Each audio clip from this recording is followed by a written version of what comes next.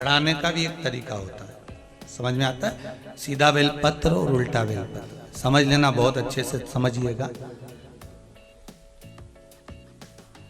शिव जी के सम्मुख में शंकर भगवान के शिवलिंग पर जब बेलपत्र चढ़ता है तो बेलपत्र का जो सीधा भाग होता है वो शिव जी के शिवलिंग पर होना चाहिए, उल्टा भाग ऊपर होना चाहिए। बहुत ध्यान से समझना हो। जब नंदीश्वर को बेलपत्र चढ़ाते हो, नंदी जो बाहर होता है उसको बेलपत्र चढ़ाते हो, तो नंदी को दो जगह बेलपत्र चढ़ती है, आपको ध्यान में होगा। पहली बेलपत्र नंदी को जब चढ़ती है तो नंदी के सामने चढ़ती है, तो उसका बेलपत्री का जो डंडी का मुख है वो नंदी की ओर होता है और बेलपत्री की पत्ती का मुख शंकर जी की ओर होता है। समझ में आ रहा है सबको? डंडी का मुख, जैसे नंदी ऐसे बैठा है तो डंडी का मुख नंदी की ओर होगा, पत्ती का मुख शिव के, और ये सीधी की सीधी नंदी के सामने नीचे रखा जाती है, नंदी के सामने। और एक बेलपत्र जब नंदी के ऊपर चढ़ती है तो डंडी का मुख शिव जी के ऊपर होता है और इस पत्ती का मुख नंदी के सिर पर नंदी की ओर होता है। ये दोनों में बहुत अंतर है महाराज। जैसे कोई बच्चा कोई कंपटीशन एग्जाम के लिए जा रहा हो या कोई परीक्षा देने के लिए जा रहा हो और पढ़ाई करे, स्मरण करे, तैयारी करे, वो अपनी जगह पर है। और ऐसा नहीं होता कि बच्चे पढ़ते नहीं है या तैयारी नहीं करते हैं। इसके बाद भी अगर उनका इंटरव्यू में पास नहीं होते या एग्जाम में पास नहीं होते तो उसके लिए ये दोनों बेलपत्री बड़ी काम करती है। बहुत ध्यान देना, जो नंदी के सामने बेलपत्र रखकर जाना, शिव जी के सम्मुख में बेलपत्र रखकर जाना, मतलब नंदी के सम्मुख में जब रखाएगी तो डंडी जम के बोली है कहाँ होना चाहिए? नंदी की ओर, और जब ऊपर रखाएगी तो डंडी शिव की ओर हो। ये दो बेलपत्र रखकर शिव जी का स्मरण कर कर जाएं, कार्य सफलता की ओर बढ़ता है। कोई काम के लिए आप जा रहे हैं तो उसमें सफलता मिल जाती है, उसमें सफलता प्राप्त हो। शिव जी को बेलपत्र चढ़ा रहे हो, जो चिकना भाग है, सीधा भाग शिव जी के ऊपर, शंकर भगवान के ऊपर। थाली में अगर शिवलिंग का निर्माण कर रहे हो, पार्थिव शिवलिंग का निर्माण कर रहे हो, तो थाली में जब बेलपत्र रखोगे तो सीधी रखोगे, फिर उसके ऊपर शिवलिंग का निर्माण करो।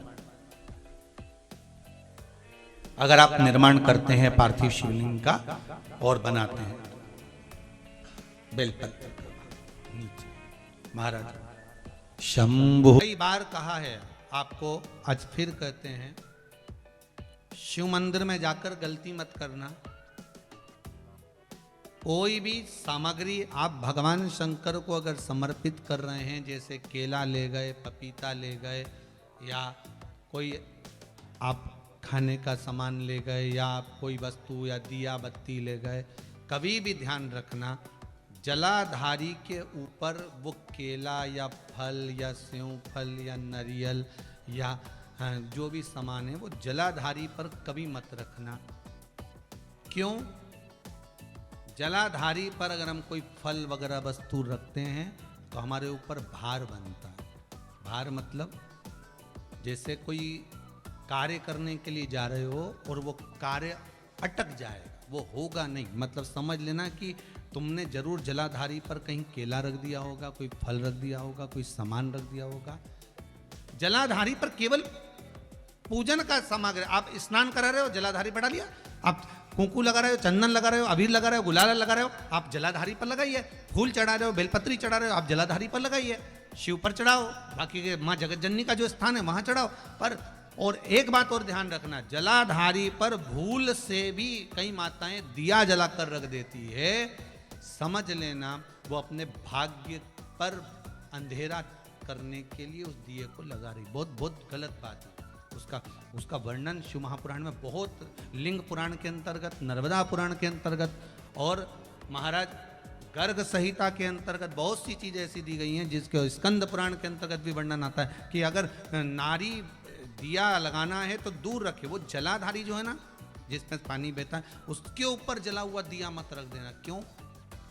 कहते हैं उसके घर के बेटे बेटी, बहू, पोता पोती कभी भी उसे सुख प्रदान नहीं कर सकते। उसके घर में हमेशा क्लेश रहेगा, चिड़चिड़ प्रवृत्ति रहेगी, युद्ध लड़ाई झगड़ा ये सब पारिवारिक चलता रहेगा, या देवर जेठ जेठानी का भी झगड़ा चलता रहेगा, पर वो सुख का भान नहीं कर सकती। अगर दिया जलाधारी पर रख दिया तो,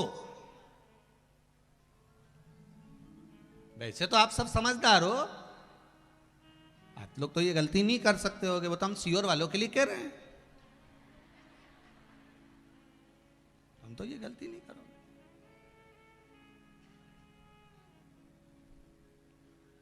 दिया रखना है दूर रखो, अगर आपको कोई वस्तु रखना है दूर रखो, केला रखना है, फल रखना है, कोई वस्तु अगर आपको रखना है तो आप थोड़ा सा दूरी बनाकर रखें। हाँ, फूल चढ़ाना है आप चढ़ाओ, आप जल चढ़ाना है चढ़ाओ, बेलपत्र चढ़ाना है चढ़ाओ, आप अगर तगर छल आप जो भी सामान चढ़ाना चाहते हैं, आप कुंकू अबीर गुलाल आदि के वो चढ़ा रहे हैं चढ़ाओ।